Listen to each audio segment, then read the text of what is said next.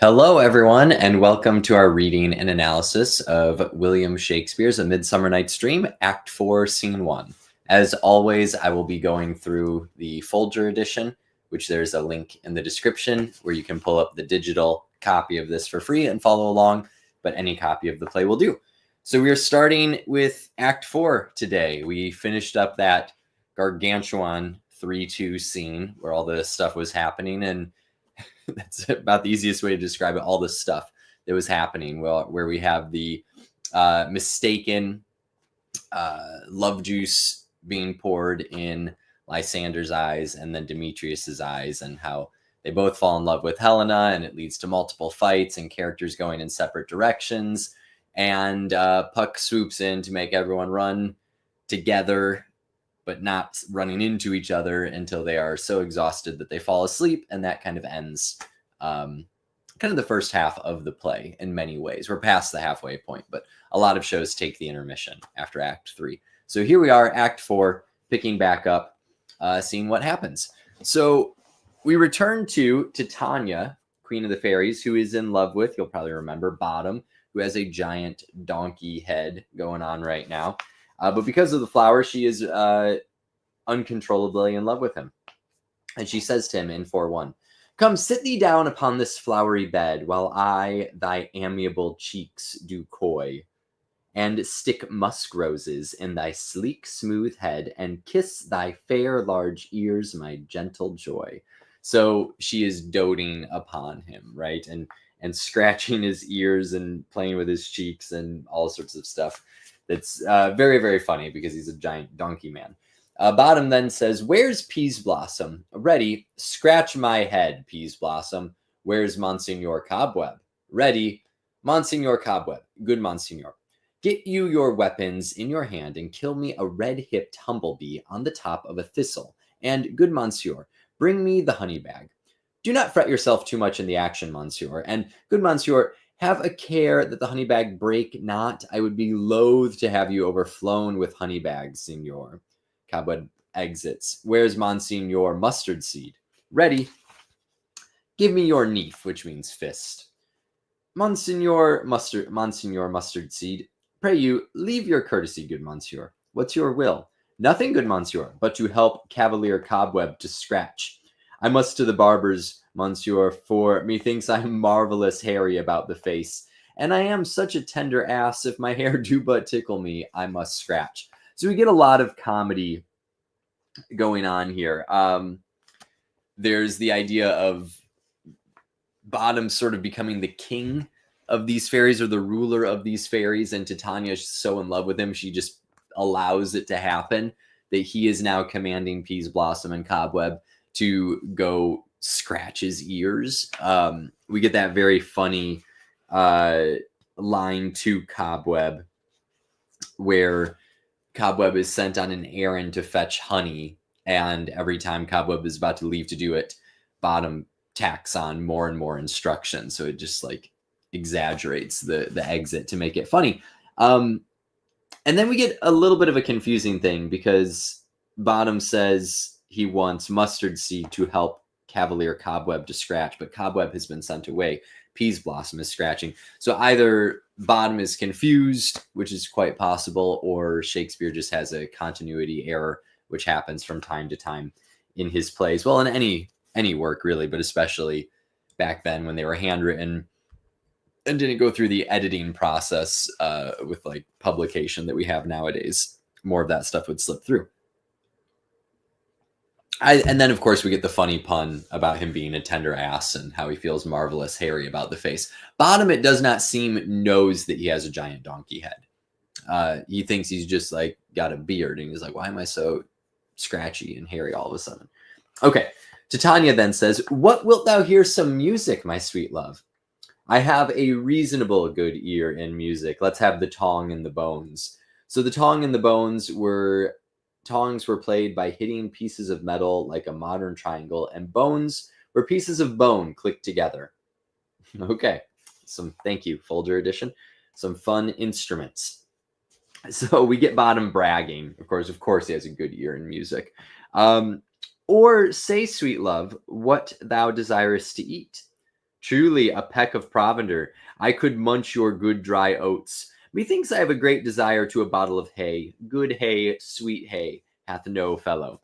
So again, we have provender is hay. So we peck of provender and then good oats. So he has desires to eat the sort of things that a donkey would eat. I have a venturous fairy that shall seek the squirrel's hoard and fetch thee new nuts, which I think is a funny line. I don't know if it's supposed to be, but I think it's very funny. I had rather have a handful or two of dried peas, but I pray you, let none of your people stir me. I have an exposition of sleep come upon me. Just to point out some more of the humor here, Bottom says he wants to eat dried peas, which is kind of funny because Peas Blossom is on stage, supposed to be like scratching his ears. So we get that scene, Peas Blossom behind Bottom reacting to him wanting to eat peas. But he does not actually eat all this food. He goes to sleep, as almost every character in this play does. So he goes to sleep, or Titania says, "Sleep thou, and I will wind thee in my arms. Fairies be gone, and be all ways away." So the fairies exit, and Titania says, "So doth the woodbine the sweet honeysuckle gently entwist the female ivy, so enrings the barky fingers of the elm. Oh, how I love thee, how I dote on thee." And Bottom and Titania go off and go to sleep together. So played different ways. Some productions can get rather spicy. Sometimes it's just played as Bottom and Titania go to the little throne area and fall asleep. And that's all there is to it. So depends on the production. Either way, it's funny. Then we get Puck entering with Oberon, who's been watching all of this happen in the background. Oberon says, "Welcome, good Robin. Seest thou this sweet sight? Her dotage now I do begin to pity. For meeting her of late behind the woods, seeking sweet favors for this hateful fool, I did upbraid her and fall out with her. For she his hairy temples then had rounded with cornet of fresh and fragrant flowers, and that same dew which sometime on the buds was wont to swell like round and orient pearls, stood now within the pretty flowerist eyes, like tears that did their own disgrace bewail." So Oberon's got a very confusing monologue here, but the important part is right at the beginning, that he's feeling pity for Titania. And then we're told that he has run into her earlier, right? So we look at this. "For meeting her of late behind the woods, seeking sweet favors for this hateful fool," which would be Bottom, "I did upbraid her and fall out with her." So it seems to be some sort of offstage confrontation. "For she his hairy temples then had rounded with cornet of fresh and fragrant flowers," so she had decorated Bottom with flowers, "and that same dew, which sometime the buds was wont to swell like round and orient pearls, stood now within the pretty florist's eyes, like tears that did their own disgrace bewail." Seems to suggest that Titania was crying because she is the florist and she has that dew in her eyes. "When I had at my pleasure taunted her," so maybe he didn't feel that bad if he had to taunt her, "as she in mild terms begged my patience, I then did ask of her changeling child, which straight she gave me, and her fairy sent to bear him to my bower in fairyland. And now I have the boy, I will undo this hateful imperfection of her eyes. And, gentle Puck, take this transformed scalp from off the head of this Athenian swain, that he, awaking when the other do, may all to Athens back again repair, and think no more of this night's accidents, but as the fierce vexation of a dream. But first I will release the fairy queen." So very, very interesting offstage action. We find out that Oberon gets his way, that he talked to Titania off stage, if we are to believe what he says to Puck here, that Titania gives the child to Oberon and Oberon has it sent to Fairyland, which is perhaps the most tragic thing of this whole play. At least in my opinion, it would appear that Titania has far more of a reason to be the one in charge of raising this child, because she seems to feel compassion toward him and want to take care of him and was close with his late mother, where Oberon just wants another follower. So either way, that's what happens. And Puck is told to take Bottom's head off to return to normal Bottom and get him out of the woods. So Oberon takes out a flower to apply it to Titania's eyes. This will take the love curse off her eyes. And he says, "Be as thou wast wont to be, see as thou wast wont to see. Dian's bud or Cupid's flower hath such force and blessed power. Now, my Titania, wake you, my sweet queen." So she wakes up, returned to normal. Titania says, "My Oberon, what visions have I seen? Methought I was enamored of an ass," meaning in love with an ass. "There lies your love. How came these things to pass? Oh, mine eyes do loathe his visage now." Which is very funny. Titania's like, "Oh, it's my husband. I had the weirdest dream. Thought I was in love with this donkey." And Oberon's like, "He's right there." And Titania usually screams and freaks out like, "Oh my gosh, it's a disgusting looking sight." Because the flower's gone. She sees Bottom as not just like a donkey man, but also we've seen enough of Bottom to know that he's a lot to handle. But either way, she loathes his visage, the sight of him. Oberon says, "Silence a while. Robin, take off this head. Titania, music call, and strike more dead than common sleep of all these 5 the sense." Titania says, "Music, ho, music, such as charmeth sleep." So they call for music. Bottom has his ass head taken off.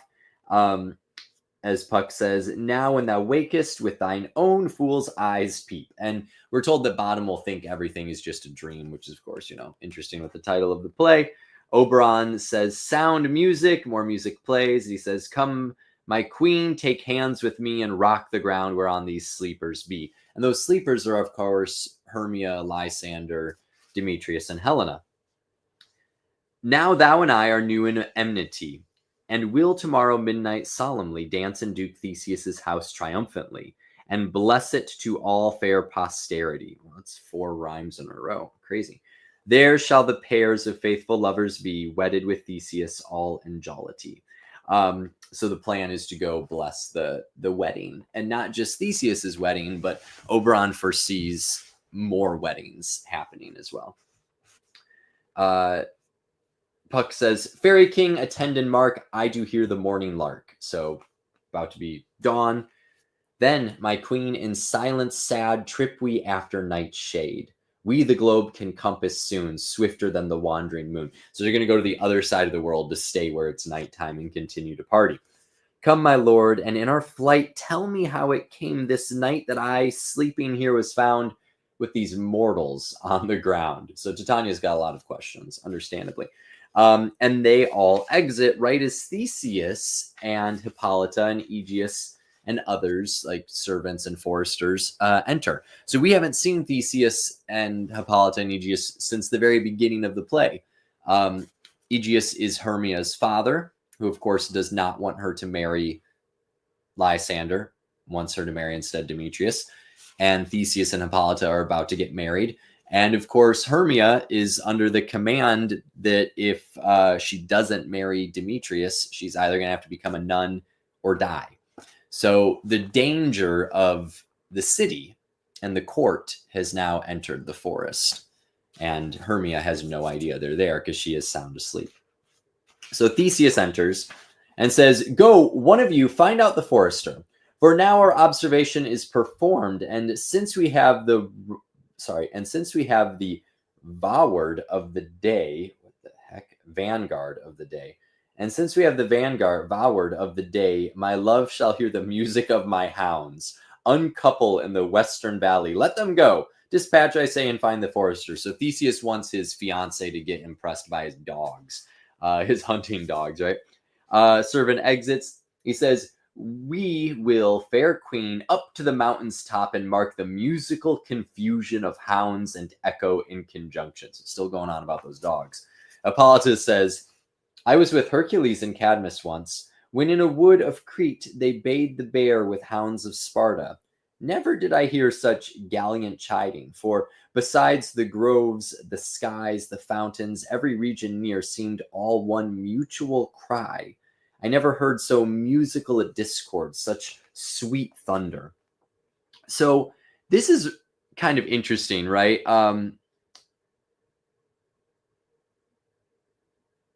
It's okay,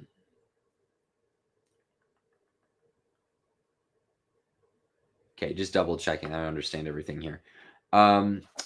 It seems like Hippolyta is challenging Theseus here about these hounds. Like, she heard the hounds of Sparta, who were famous for their hunting abilities, and she was with Hercules, perhaps one of the only Greek heroes more famous than Theseus, and Cadmus, who is a famous founder of Thebes, who Theseus is the founder of Athens, which is a major city, obviously, but Thebes is really important in mythology as well. So I don't know. It almost seems like she's kind of challenged. She's like, I've heard some pretty good hunting dogs in my day. Let's see what yours come up with. And Theseus says, my hounds are bred out of the Spartan kind, so flued, so sanded, and their heads are hung with ears that sweep away the morning dew. So they've got really long ears. There's just so much talk about dogs. Crook-kneed and dew-lapped like Thessalian bulls, slow in pursuit, but matched in mouth like bells, each under each. A cry more tunable was never hollowed to, nor cheered with horn in Crete, in Sparta, nor in Thessaly. Judge when you hear. So I love this. Theseus is kind of like, my dogs aren't the fastest, but they sound great. Judge when you hear. But they have to thankfully stop talking about hunting dogs and the sound of them. Because Theseus stumbles upon someone asleep in the woods. He says, but soft, what nymphs are these? Aegeus says, my lord, this is my daughter here asleep. And this Lysander, this Demetrius is, this Helena, old Nader's Helena. I wonder of their being here together. No doubt they rose up early to observe the rite of May, and hearing our intent came here in grace of our solemnity. But speak, Aegeus, is this not the day that Hermia should give answer of her choice? It is, my lord. Go bid the huntsmen wake them with their horns. So he sends the servants to wake them up. Theseus's theory is that they woke up early to celebrate May Day, and heard that Theseus and Hippolyta and them were coming, so they were staying here to help themselves. That's obviously wrong. But either way, he does remember that this is the day Hermia is supposed to answer. I find it fascinating. I know this play moves very, very quickly. We just got into the woods. It's like one night, but they didn't notice Hermia was gone, right? They had no idea that Hermia ran away, and all this has happened because she runs away as night falls, and now it's morning. That's why the hunters are out, and all the things we've seen happen have happened pretty much in that like one night. Anyway, so Theseus sends them to wake up. After they wake up, Theseus says, good morrow, friends, Saint Valentine is past. Begin these woodbirds but to couple now. And Lysander says, pardon, my lord, I pray you all stand up. I know you two are rival enemies. How come this gentle concord in the world, that hatred is so far from jealousy, to sleep by hate and fear no enmity? So concord means coming together, right? Like one heart.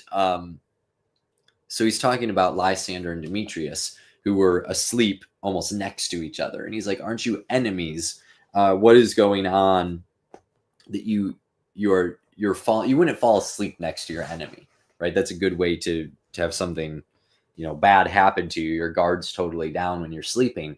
So he's wondering why they're all out here asleep. And Lysander tries to explain. He says, my lord, I shall reply amazedly, half sleep, half waking. But as yet I swear I cannot truly say how I came here. But as I think, for truly would I speak, and now I do bethink me, so it is. I came with Hermia hither. Our intent was to be gone from Athens, where we might without the peril of the Athenian law. So Lysander starts to remember why they came into the woods. He doesn't know how they got to this exact spot, but he remembers why they are in the woods to begin with, and he comes clean. Aegeus cuts him off and says, enough, my lord, you have enough. I beg the law upon his head. They would have stolen away, they would. Demetrius thereby to have defeated you and me, you of your wife and me of my consent that she should be your wife. So the law upon his head that Aegeus is calling for is putting Lysander to death, because he is breaking the rule that was established at the beginning of the play. And he calls Demetrius in as his ally, because Demetrius would have been wronged by this, according to Aegeus. But Demetrius contradicts him. He says, "My lord, fair Helen told me of their stealth, and of this purpose hither to this wood. And I in fury hither followed them, fair Helena in fancy following me. But, my good lord, I wot not by what power, but by some power it is, my love to Hermia, melted as the snow, seems to me now as the remembrance of an idle god, which in my childhood I did dote upon." God is a toy, if I'm not mistaken. Trinket, worthless trinket, idle god. Which in my childhood I did dote upon, and all the faith, the virtue of my heart, the object and the pleasure of mine eye is only Helena. So there he explains that his love for Hermia melted like the snow, and it seems to be like a something you cared a lot about when you were younger, but now you realize was worthless, was insignificant, a trinket, and all his love is for Helena. Okay, then. I can't imagine what Helena's feeling right now. A lot of emotional whiplash for her in this play. To her, my lord, was I betrothed ere I saw Hermia, right? So they were together before he saw Hermia. But like a sickness did I loathe this food, but as in health come to my natural taste. Now I do wish it, love it, long for it, and will forevermore be true to it. So that's an interesting metaphor. He says, simile. He says that Helena is food to him, but when he was in love with Hermia after he saw her, he had like the flu. He was sick, and you can't eat, normal food when you're sick. But now that he has gotten over his sickness, his love to Hermia, all he wants is Helena, and he longs for her and will forevermore be true to her. And this is really, really interesting, because it says in there that he loved Helena and was with her until he saw Hermia, which is a pretty terrible thing, right? He's with someone, he sees someone else, and he immediately changes course. And of course, Demetrius is only in love with Helena because the love potion was never taken off of his eyes. So that's an interesting little, it's not an error of the play. I don't know if I fully buy the relationship, because he's like love drugged still. But I guess the determinant is that Demetrius is better to just live the rest of his life with this drug over his eyes than be himself, because as himself, he wasn't a very good person. So I don't know, maybe. Either way, Theseus says, "Fair lovers, you are fortunately met. Of this discourse we more will hear anon. Aegeus, I will overbear your will, for in the temple by and by with us these couples shall eternally be knit, and for the morning now is something worn, our purposed hunting shall be set aside. Away with us to Athens. 3 and 3 will hold a 3 and 3 will hold a feast in great solemnity. Come, Hippolyta." So Theseus goes against Aegeus, kind of saves the day in a way by being convinced by Demetrius's and Lysander's appeal. So he overbears his will, and he's calling off the hunting. They're going to go right back to Athens and have 3 weddings. So Theseus and Hippolyta, Lysander and Hermia, Demetrius and Helena will be the 3 weddings. The 4 Athenian youths are left in the woods to look around one more time before they head back to Athens. Demetrius says, "These things seem small and undistinguishable, like far-off mountains turned into clouds. Methinks I see these things with parted eye, when everything seems double. So methinks I have found Demetrius like a jewel, mine own and not mine own." So all of them, at least the 3 that talk, Demetrius, Hermia, and Helena, are confused, and it makes sense. Like they're seeing things in the distance that are blurry, like a jewel that you own but also don't own, like seeing things with parted eye being double, like divided focus, or seeing double of something, and it all totally makes sense that they can't make sense of what's just happened.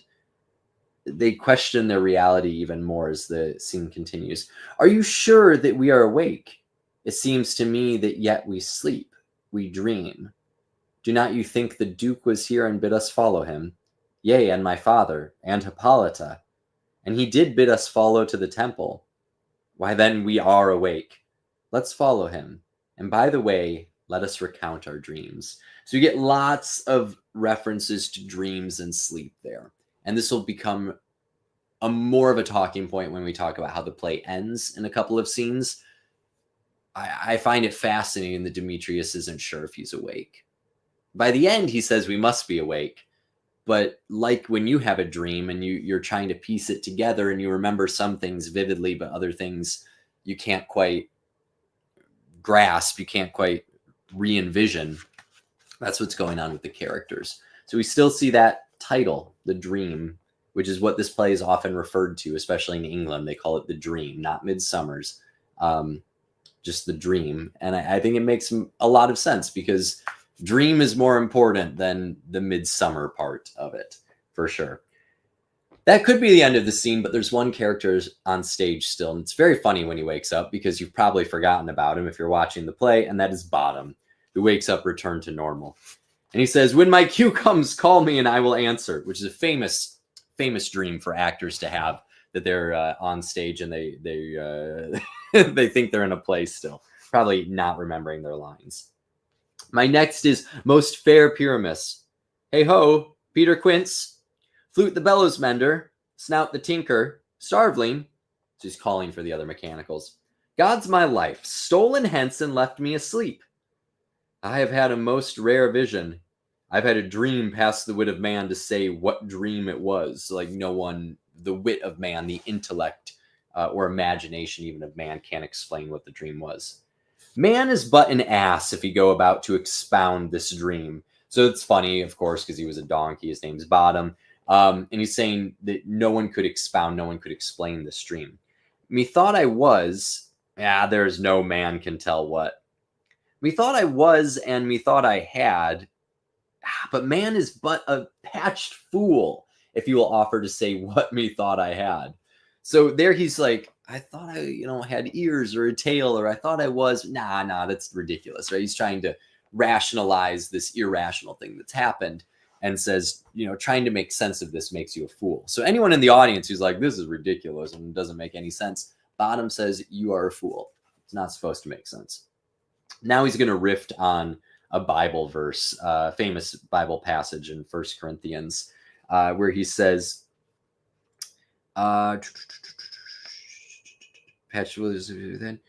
the eye of man hath not heard, the ear of man hath not seen. Man's hand is not able to taste, his tongue to conceive, nor his heart to report what my dream was. So like I said, that's punning or referencing a Bible passage, which is the eye hath not seen, the ear hath not heard, neither have entered into the heart of man the things which God hath prepared for them to love him. But Bottom's getting it very, very wrong because he says the eye of man hath not heard, the ear hath not seen, hand is not able to. So he's got the wrong body parts to go with the senses, right? The eye should be to see, not to hear. You get it. So he's still trying to work himself through this. And he says, I will get Peter Quince to write a ballad of this dream. It shall be called Bottom's Dream, because it hath no bottom. And I will sing it at the latter end of a play before the Duke. Pre-adventure to make it the more gracious, I shall sing it at her death. So this is Bottom's plan. He's going to go find Peter Quince, the playwright and director, and have him write out all that's happened to create a ballad for him. And the fact that the dream hath no bottom is funny because his name is Bottom. It's also a reference to the Bible again, when St. Paul is talking about the spirit searcheth all things, yea, the deep things of God, right? So deep things, bottom. So Shakespeare's audience would have known their Bible pretty well, would have caught those jokes. But the other funny thing is that Bottom is trying to dictate the play. He's like, I'll do this. I'll have my dream be written as a ballad and make sure that's included in the play. You know, that play that was going to have a lion that told you he's not a lion, but an actor, and someone who was going to play a wall, and someone who was going to play moon itself rather than just have the moon shine through the window. And we get to see that play at the end of this play. It's the most famous play within a play in all of plays. So I can't wait to get to that. But that is still a little bit of ways away. We got one more scene in Act 4, and then we move into Act 5. And Act 5 has one scene. It is a longer scene again, but it's incredible. It's an amazing end to a play, and can't wait to get to it. So if you have any questions, please leave them down in the comments below. And I just want to real quickly pitch, as always, this phenomenal book, Is a River Alive by Robert Macfarlane. Yep, I got it. Robert Macfarlane. Great book. You should definitely read it. It's amazing. But the reason I'm talking about it is Field Notes, the notebooks that I love to talk about, did a collaboration with them. So that cover of Robert Macfarlane's work of nature writing was the inspiration for this 3-pack of notebooks. And both the cover of the book and therefore these were designed by Stanley Donwood, who is famous for doing most of the album covers of Radiohead. So if you're a fan of them, you might want to pick them up. And I want to talk about this specifically because it also comes with, if you start a subscription, this very, very cool map of the Fisk map of the Mississippi River.